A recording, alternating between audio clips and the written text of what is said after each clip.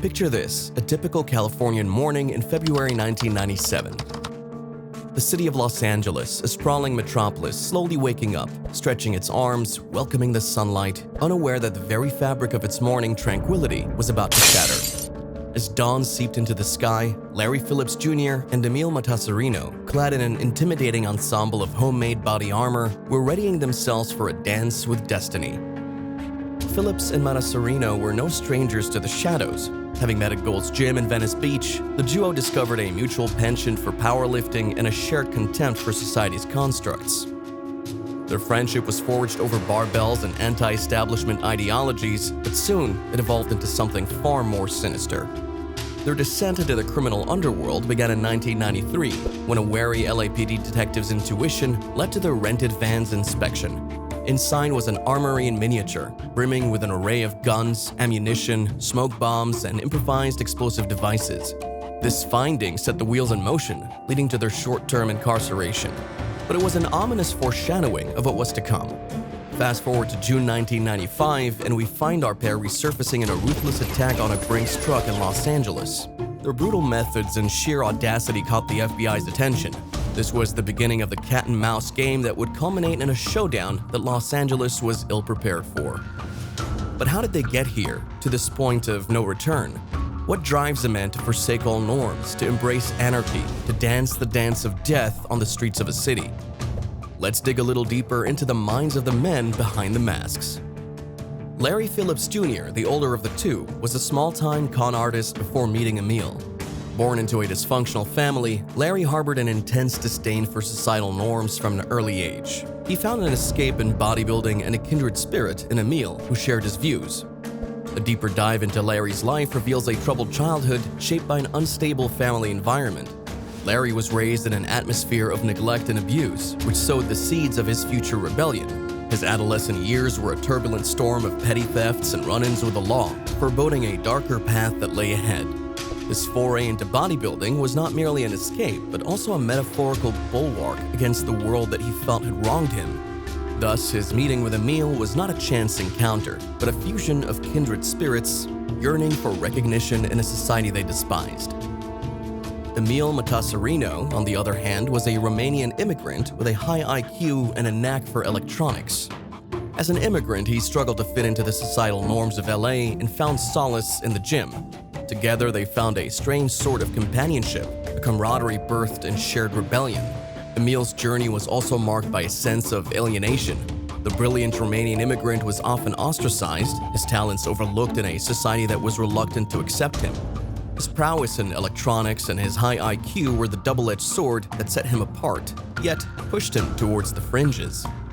His shared love for bodybuilding with Larry formed the initial bond, but it was their shared sense of disenfranchisement that truly united them. Together, they saw an opportunity to assert their dominance, to command respect in the only way they knew how, through audacious acts of violence. But their rebellion was not aimless. The duo meticulously planned their heists, spending countless hours poring over bank blueprints, escape routes, and LAPD response times. And over time, their escapades grew bolder, their methods more brutal, forcing the FBI to christen them the high-incident bandits. Their final act, the Bank of America heist, was carefully orchestrated. Chosen for its strategic location and potential escape routes, the bank was a perfect setting for its grand spectacle. Donning military-grade body armor and armed with an assortment of high-powered weapons, they were more than ready to face whatever came their way. 9:17 a.m. on that fateful February day, the duo stormed the bank, firing rounds into the ceiling, scattering terrified customers and employees. What they hadn't accounted for was an LAPD patrol car passing by, catching them in the act. This was where the plot took an unexpected turn. Instead of a simple bank heist, the situation quickly escalated into an urban shootout of unprecedented proportions. As the duo exited the bank, they were met with a barricade of LAPD officers.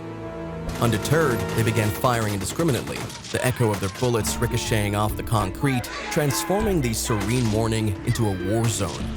But what they didn't expect was the dogged determination of the LAPD, refusing to back down despite being grossly outgunned. The resulting 2-hour gun battle, often referred to as the Battle of North Hollywood, left an indelible mark on Los Angeles. It was a terrifying spectacle of firepower and audacity, a stark reminder of the thin line between order and chaos. Post the shootout, changes were inevitable. The North Hollywood shootout led to an overhaul of the LAPD's firearms policy, pushing for the inclusion of high-caliber weapons in their arsenal. It also brought forth a debate on gun control, a heated topic that continues to spark controversy today.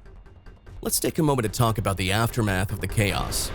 The aftermath of any event is like the stillness after a storm, and this was no different.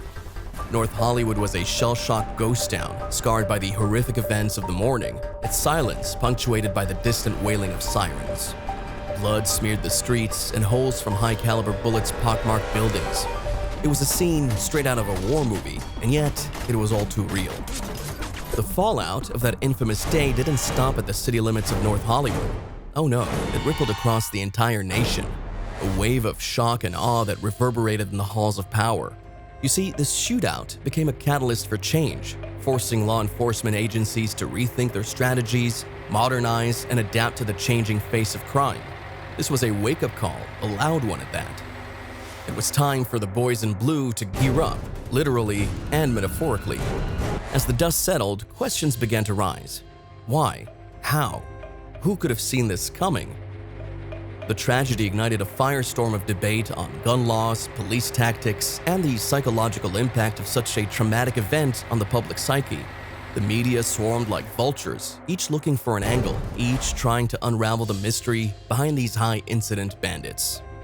And let's not forget the cops, the real heroes of the day. They were the ones who stood their ground, refusing to back down despite the hailstorm of bullets.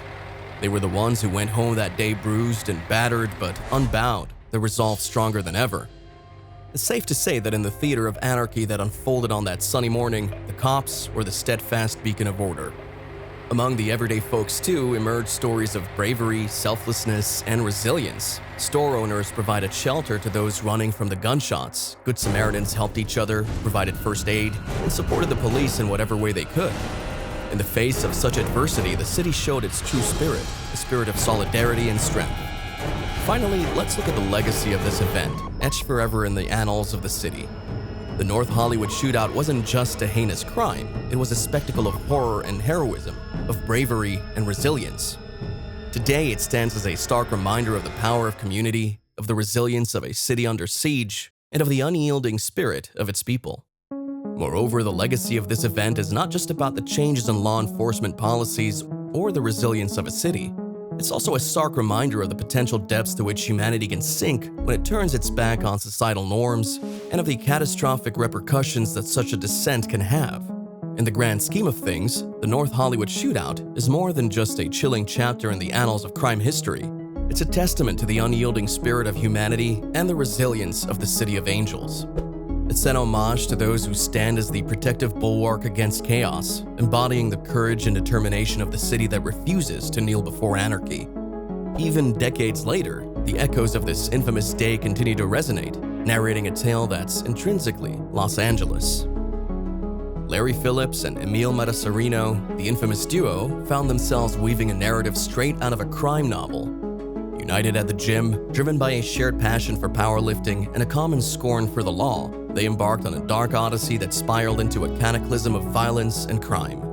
Their saga, from robbing armored vehicles to the notorious shootout, was a disturbing dive into the abyss of criminality. They may have been the villains of this tale, but their story remains a tragic reflection of lives consumed by darkness. Despite the bitter truth of their destructive legacy, it's impossible to ignore the significant impact they had.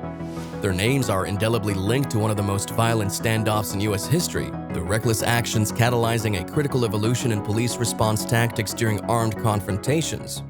In the intricate narrative of this event, they played their part with a chilling precision that continues to haunt the collective memory. Reflecting on that unforgettable day, the enduring image is not the audacity of the robbers or the ensuing pandemonium. Instead, it's the stalwart bravery of the LAPD officers who stood resolute, the ordinary civilians who dared to risk their lives for others, and the indomitable spirit of a city that defied the onslaught of anarchy. The saga of the North Hollywood shootout serves as a stark reminder of the delicate veil that stands between civilization and the abyss of lawlessness. The veil upheld by the steadfast dedication of our law enforcement guardians, whose courage radiates from every alley, every boulevard, and every corner of the city they vow to protect. Their stories are the echoes of resilience that inspire us, reminding us of the daunting challenges they face and the extraordinary lengths they'll go to keep us safe.